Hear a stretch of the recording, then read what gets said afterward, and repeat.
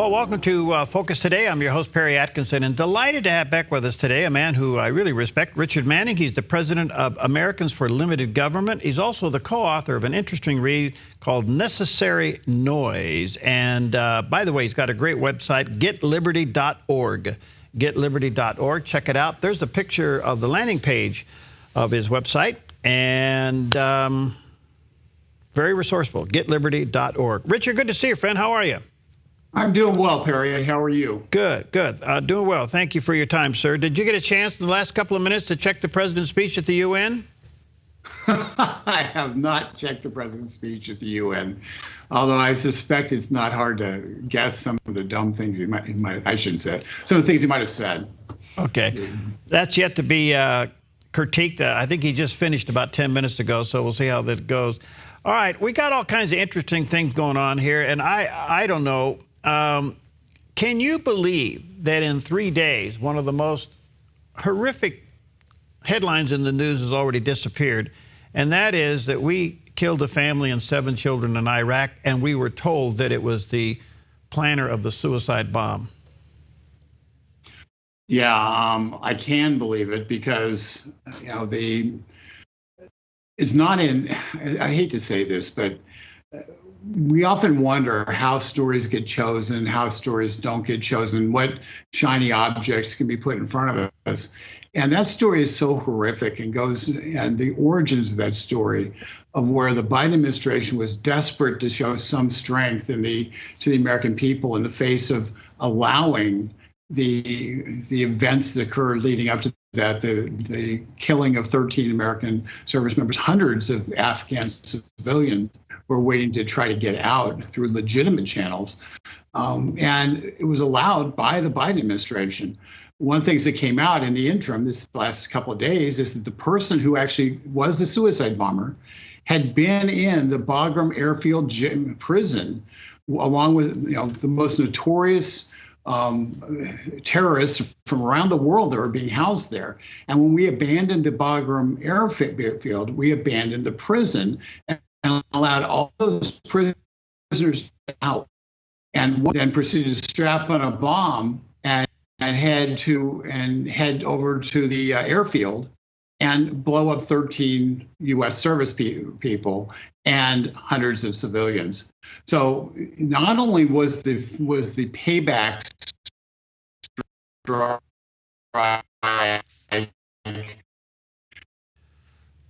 which obviously the intelligence, because we didn't have anybody on the ground talking to us because we stupid enough to do that after we basically turned our backs on people it was deliberately bad information, and we ended up acting on that and killing a bunch of innocent people as a result.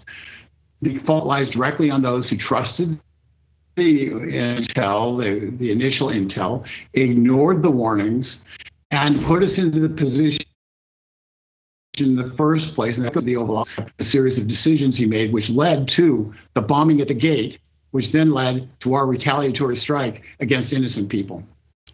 Amazing.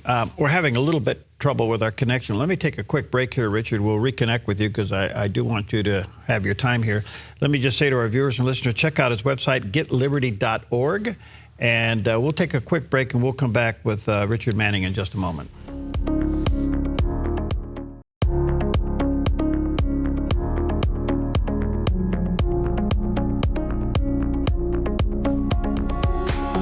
Okay, welcome back. Sorry about that. Just wanted to make sure we have a good connection because I always enjoy having Richard Manning with us. He's the president of the Americans for Limited Government and the co-author of a great read called Necessary Noise. You may want to check that book out and check it out online. There's a picture, by the way, of the cover of the book on the screen there for those watching on the Dove TV, forward by Star Parker.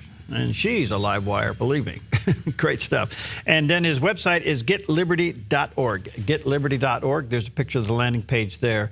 Sorry about that, Richard. Thanks for your patience, friend. No problem. It's probably on my end. I'm one of those people who likes to have lots of windows open, and sometimes that messes up the internet connection. But windows are closed, so I am flying solo with no help on a screen. Thank you, sir. So. Thank you. Thank you. Are you concerned that the whole Afghan mess is slowly getting swept under the rug? Yeah, it absolutely is. I think one of the real tragedies is that our national media is failing to do its job in a gigantic way. Where everybody can name the name of the poor woman who was apparently murdered in Wyoming, and headlines everywhere, and the saga of where her boyfriend is and all that. And I'm very deeply concerned about it and feel badly for the family and for everybody involved. But the fact of the matter is, what happened in Afghanistan is having repercussions in what's happening right now in Taiwan. It's having repercussions what's happening with our relationship with Europe. It's having repercussions with what's happening in the Middle East and deals that Saudi Arabia just announced, where they're starting a deal with Russia for mutual arms support. It has ramifications all over the world that go directly to our ability to have peace in the world and America's standing in the world. And it's being ignored as yesterday's news by a news media that knows full well what's at stake. And yet they're choosing to put a blind eye to it, because the fact of the matter is, the blame can't be put on Donald Trump. The blame can't be put on Republicans in the House or Senate. The blame lies squarely and firmly with those people who this media depends upon to be their sources, their inside sources who give them the dirt to try to undermine a Trump presidency. Those people are now in charge, and they own this mistake. And by the way, Perry, it wasn't a mistake. And that's the real thing that the media was doing their job to figure out. This wasn't a mistake. This was the plan. The withdrawal order was the plan. It's what they came up with. This wasn't a series of botches. This was what was drawn up on the whiteboard and approved, and they knew the ramifications. They just made the mistake of believing they could trust the Taliban. Wow. Okay. So in the meantime, the president's ratings are reflecting the fact that people are getting it. So in spite of the neglect of the national news media, it seems like America's getting this, and they don't like it. And I don't know how it's going to play out, but it appears to me that the president's lost credibility and the people don't like it. I don't know where this leads. Your thoughts? Well, there's some thinking on the Democrat side right now that a dramatically weakened president has significantly lower chance of being able to get the infrastructure bills through that he's trying to press through. Those Democrats who are in districts where these bills aren't very popular, where the Green New Deal isn't very popular, where destroying the energy industry, destroying the ability to make automotive parts here in America isn't very popular. And so those districts that sit there and don't like this bill, this $3.5 trillion bill in particular, those districts there's no pressure, there's no power for the president to be able to go in and kind of jawbone it and get people to line up behind him because they've got to rally around the president. What Afghanistan showed was we have a president who's not on top of things and can't be trusted. And when a president can't be trusted by allies abroad, allies who are here in America understand that. They realize they're on their own. And once politicians feel like they're on their own and not part of a team, they become far less likely to follow the leader. And instead, they're going to do what's in their political interests. And that spells real trouble for the $3.5 trillion package, which is the one bit of good news of what's coming out of Afghanistan. So you don't think it's going to pass? I think it's going to be very difficult for it to pass. I don't believe it'll pass the $3.5 trillion. I've said all along I thought the number would be about $2.75 trillion that they spend over 10 years. Every dollar they knock off of it is a dollar they don't have to raise in taxes. So there's going to be a lot of downward pressure on the dollars. But the real problem, Perry, is not the dollars.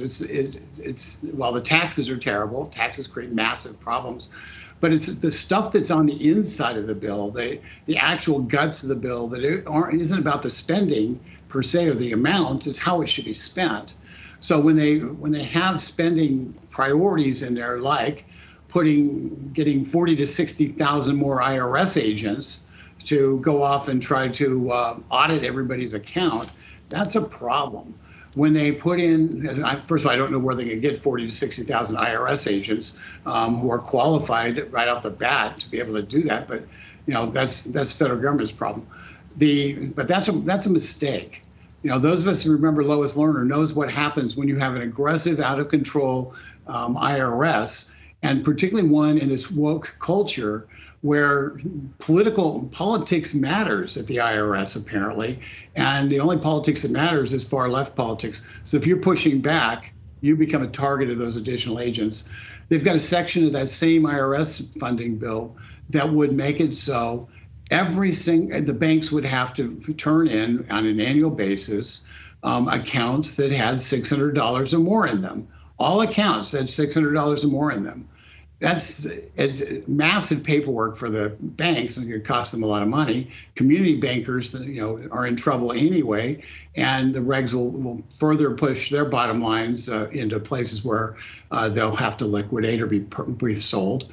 But from a practical perspective, this is about the federal government collecting everybody's financial information, not just what you earned and some deductions that you might get, but all of your financial transactions being put into the U.S. Treasury Department for them to be scoured over. And that's what those 40 to 60,000 IRS agents are going to be doing.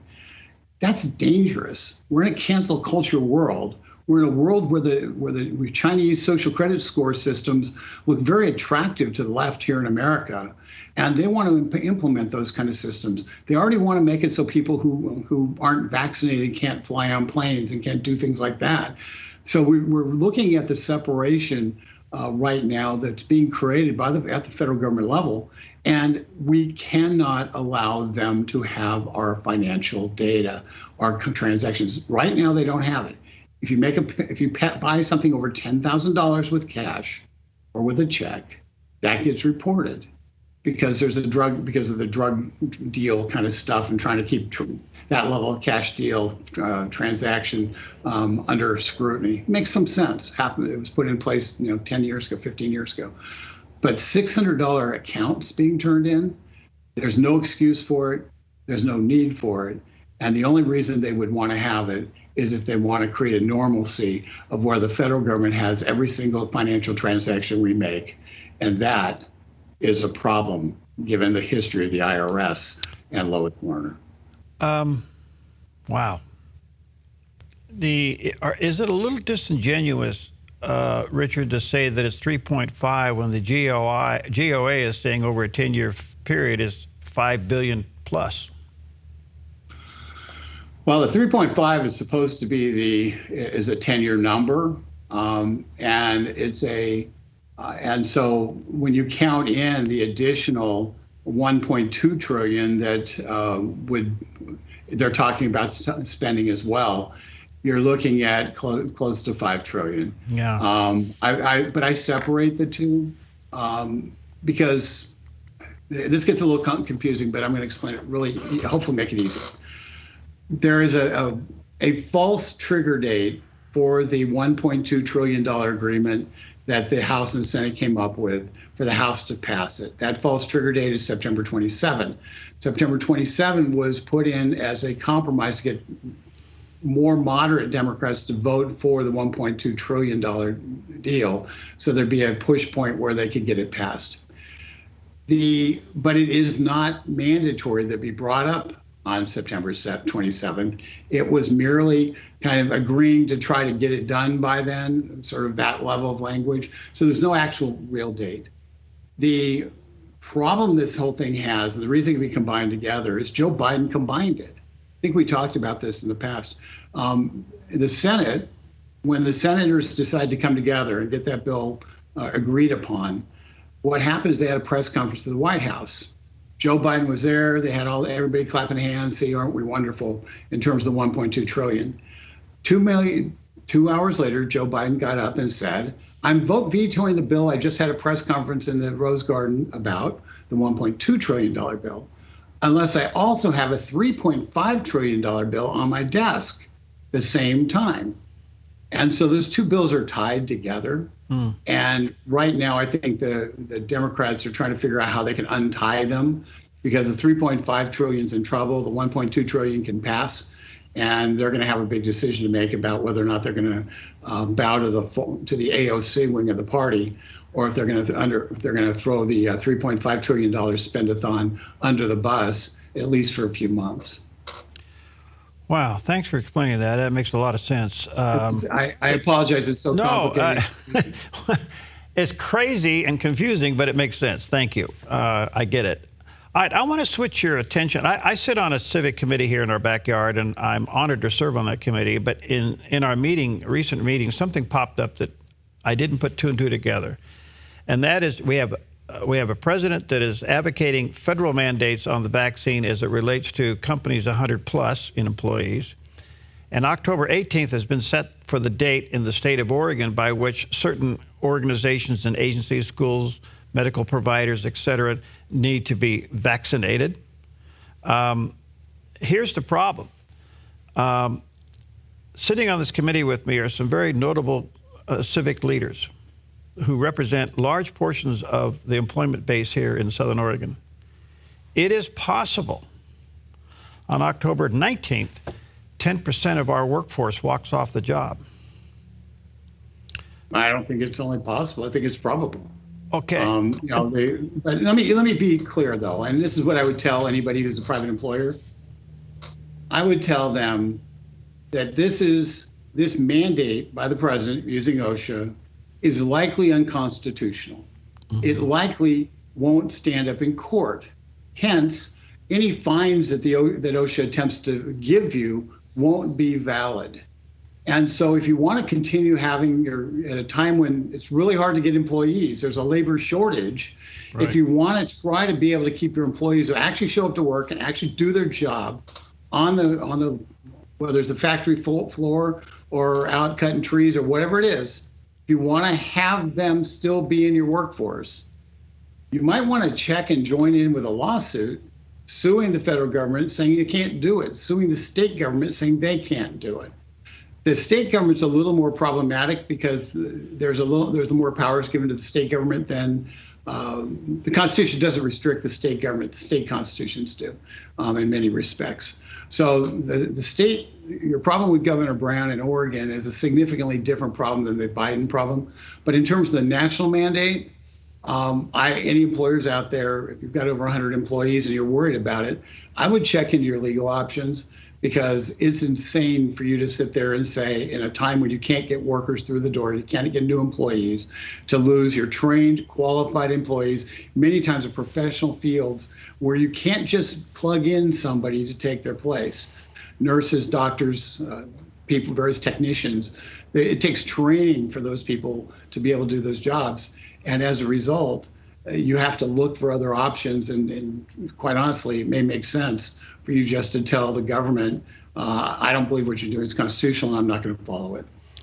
Because this does spill over into civil service. I mean, it could be fire departments. It could be police departments. I mean, so goes the list of people here. Yeah, a number of police departments, or the PBAs or FOPs, the unions, are suing already their state and local governments, which are trying to put these mandates into place.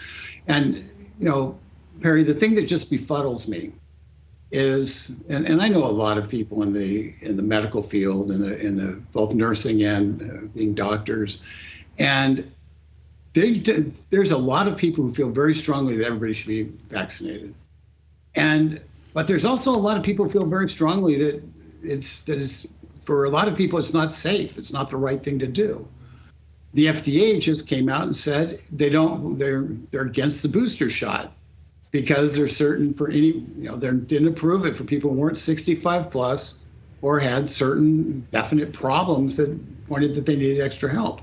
So, I mean, we've seen that at least Pfizer vaccine appears to be causing enlarged hearts in young men, the least likely people to get sick, and yet is causing repercussions for them in terms of their heart function. So there's some real questions. There's some real moral questions to move forward here. And this dictate that one size fits all for medical care has never worked. It's always a disaster. And those employers who are upset about it need to get together, and they need to start taking legal action to prevent being forced to actually cause their employees to take actions which may not be in their health interests.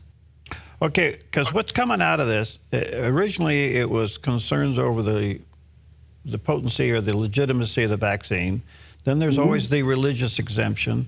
And then grew the concern that the government is overreaching and that President Biden is now Dr. Biden, that the federal government is getting between you and your doctor. In other words, that federal mandate forces you to do something before you even get recommendation from your doctor, which in itself is becoming quite the issue. Then there's another concern, and that is for the people, the companies that are 100 plus, you run the risk that if you make all of your employees get vaccinated, just assume for a moment, and some of them has a violent reaction to the vaccine, you are liable. Not the vaccine company, you, the company owner, you're now liable for that. Then the flip side of that is, if you don't require your staff to get vaccinated, somebody on your staff could squeal and turn your company in. I mean, we're in a mess. Or somebody gets sick.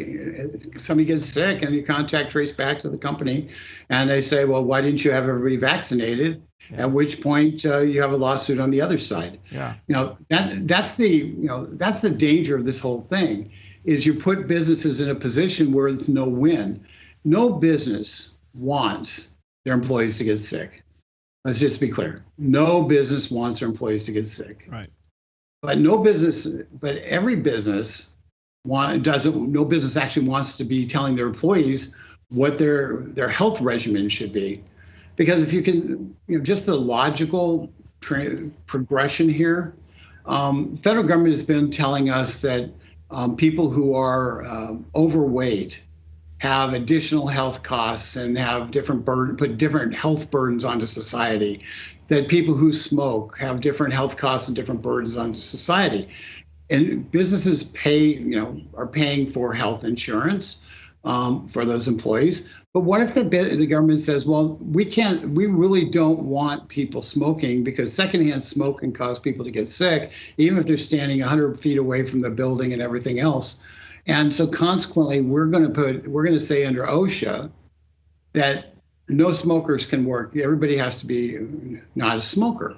Well, in that instance, you have a whole bunch of people who are suddenly quitting their jobs, and they're leaving and they're taking other jobs directly because of an OSHA mandate. This is the same, this is the slippery slope that we're on, where OSHA, out of the Department of Labor, remember, I was a Labor Department Public Affairs Chief of Staff, and I did a lot of the PR stuff for OSHA back during the George W. administration. So I'm a little familiar with it. The OSHA people, their knee-jerk response is anything that's a safety or health measure in a company needs to be stamped out. They don't care about the job ramification, the labor force ramifications. They don't care about any of that. They're like, they've got a hammer and everything's a nail to them. And as a result, you end up with some really negative ramifications from this decision by the Biden administration. The good news, Perry, is I don't believe that it will stand up to legal scrutiny. Its biggest problem is the John Roberts Obamacare decision that everybody hated. The one part that people should have liked was he said the Commerce Department can't force people, or the Commerce Clause can't be used to force people to make medical decisions. And OSHA is authorized, that is, its constitutional justification is in the Commerce Clause of the Constitution. So Roberts in Obamacare effectively said OSHA can't do this. So now the court changes their mind all the time, but that provides me with some pretty direct solace that there's a direct legal challenge to it in a case everybody's familiar with, and John Roberts will have a really hard time reversing course on it. Yeah. One last question, Richard, that kind of pulls all this together. I'm trying to figure out how to ask this question without sounding crazy. Are we in some kind of a civil war? And let me just define that a little bit. People have had enough of this, and they're starting to push back. We had a fairly significant rally at our Capitol. It was very peaceful. Thousands of people marched around the Capitol, said, we don't want these mandates. Whether it's the mandates or the economy, the cost of living, everything, we're starting to see a pushback. Where do you think that might go? That's a great question. first of all, the pushback, ironically, those who have been pushing the boundaries for years, who denied the Trump presidency had a right to exist, who blocked the Trump presidency at every turn through the bureaucracy and some appointees, those same people are now complaining that people are on the outside are pushing back and saying, no, you can't have absolute control over our lives. People have an absolute right to push back. It's your life. You have freedoms that are protected. And the fact that other people want to take them doesn't mean you have to give them up. But the way to do this is to mobilize at your local school boards, mobilize at your local and county governments, create environments where your state representatives have to stand up and fight in the Capitol. Because if they don't, they know they'll be replaced. Make it so the people who represent you, who may not be on the same side as you, make it so they understand in a polite and peaceful way that they are wrong and that they need to, and ask them to reconsider. Organize to move those people out of government. The fact of the matter is, Perry, the single biggest, best, and easiest place to impact government is at the local level. Mm-hmm. Very few people vote at the local level, and most people don't know who they're voting for. So if you mobilize and organize at the local level around it, whether it's critical race theory or vaccine mandates or any number of different issues, if you organize at the local level, you have the capacity with a very, very small number of people to defeat local officials and to move them and to essentially move them to the sidelines and begin to free the people who are making the policies and are pushing back against those restrictive policies. So that's the positive way to do it. I pray to God that we don't end up in the alternative. Right. Because there is no winning that kind of war. Right. Because ultimately, who wins that war? The Chinese. Because America breaks apart and China is hegemonous in the world. Yeah. That isn't in anybody in this country's interest. And so we have to work this out ourselves. But we can't work it out by not pushing back. And we can't be cowed by those who try to intimidate us into not doing so. Which is why at the getliberty.org website, which you've put up a couple times, on vaccine mandates, for instance, you want to do something on vaccine mandates, push the button and you can send an email to your state, federal, and local, some of your local officials, urging them to oppose the vaccine mandates. It's a great way to just begin the process of becoming organized and doing something that's easy, and then getting your friends to join in by sharing that simple process with them and begin the ball rolling to getting back local control of your government. Richard, you're inspiring. Thank you, my friend. Let me say to our viewers and listeners, check out his book called Necessary Noise. That's a fascinating read. There's a picture of the cover on the screen there. And as he mentioned, go to getliberty.org, his website, and you'll see no vaccine passports. You'll see all kinds of things. We're rejecting the $3.3 trillion spending bill. He's got a lot of information there.